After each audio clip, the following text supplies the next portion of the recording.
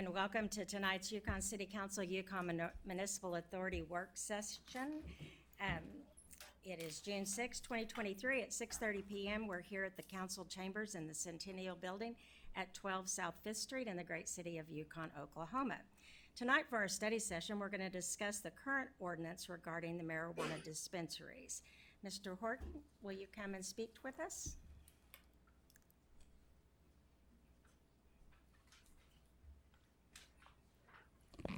Okay, as you're aware, we've been asked to look at an ordinance. We do know we have some pieces of the ordinance we definitely need to work on. So we'll talk about that a little bit. Of course, you know, State Question 788 come into play on the medical marijuana. So we do have a little presentation here. We have had 3 different ordinances that we have worked on through the event. The last one adopted in February 19, 2019. All it did was adjust some distances. State law regarding medical marijuana, one of the main bills is House Bill 2612. As you know, there's been multiple amendments to that throughout this last several years. We were taken to court on our ordinance. As you were aware, it was Charles Edward Bishop, Castle Creek Farms. They took us to court.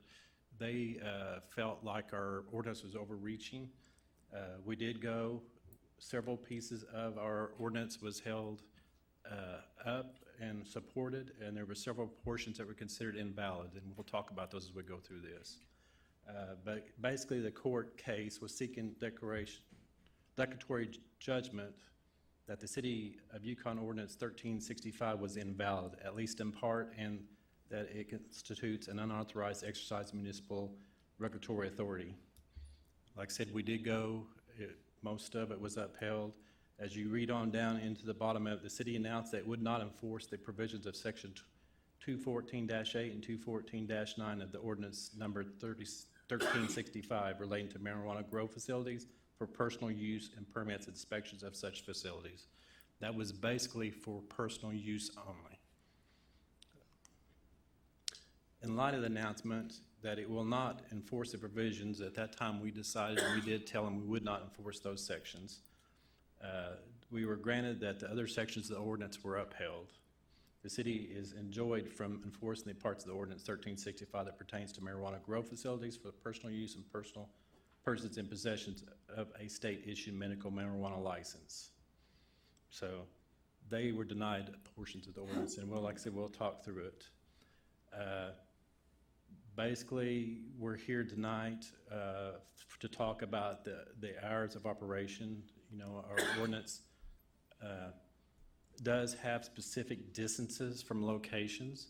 That's why we have very few, because there is a lot of churches, schools, daycares, and things that fall into our category of our license. For example, libraries, museums, playgrounds, childcare, you know, place of worship, public parks, pools, recreation, halfway correctional facilities, and then of course within 300 feet of another marijuana dispensary. And then we do have another distance of schools of 1,000 feet. As you can see, we do have conditions that we would like to add at 214-4B. We'd like to add a section B. Building and use are required to meet all the building code requirements as adopted by the city and the state. One of the things that we've heard a lot about is the smell that permeates to other spaces if it's in a strip center. So with that, we're going to require the walls to be a lot tighter, and then more outside air is one of the things that comes into play. The thing in question tonight is the hours of operation. We've heard multiple things. You know, they want to go from 9 a.m. to 9 p.m. is what the ordinance says, but they want to extend it 1 hour on those days that they would be open to 10 p.m. Sunday has come up as well. You know, there's been several questions on that. If we do noon to 10, or if we just keep the same hours throughout so it's consistent and everybody knows what those hours are. I do know we have an individual here that wants to talk about that a little bit later. We do and have changed some sections to renumber that would better fit what those changes are. As we go forward, you know, we're talking about marijuana facilities. We still do not allow commercial grow facilities. That was one of the things that was upheld in district court, that we are allowed to enjoy and enforce. We also talk about wholesale marijuana facilities. They're not allowed as well, so. Marijuana storage facilities is another one that was upheld, except for if it's adjacent or part of a retail entity. Marijuana processing facilities was another one that was upheld as well, that we still do not have any that are licensed with us within the city limits of Yukon. This is the portions that where we talk about marijuana grow facilities for personal use only. This is where it was held that a person's property is his own domain, basically. We cannot regulate that. He does, or they do enjoy, if they have a marijuana medical license, to do what the state allows them to have. There's a certain number of plants and so forth, as well as the ability to process their own medical marijuana. And this is the section that we want to do away with. This is the one that the court has said we cannot enforce on a personal property. And then, like I said, we want to do away with all the sections in this because basically we can't enforce it anyway by court order.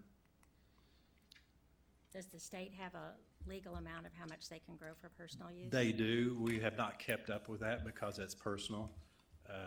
We're not allowed to track personal medical marijuana grown at their But own if they have a personal property. field, then that Yeah. would be against state law. Yes. Okay. Yes. You know, at the time, it was a thought that it would be nice, so if we got calls, we'd know who it was, but because it's medical marijuana, it has to do with that, you know, Privacy Act, so that was one of the things that had come out of it, so. Basically, everything else, permits, inspections, other requirements that are on the other businesses will stay in play. And basically, that's the biggest portions of it that we have talked about. Like I said, I do know we have one business owner said that she wanted to talk, I thought.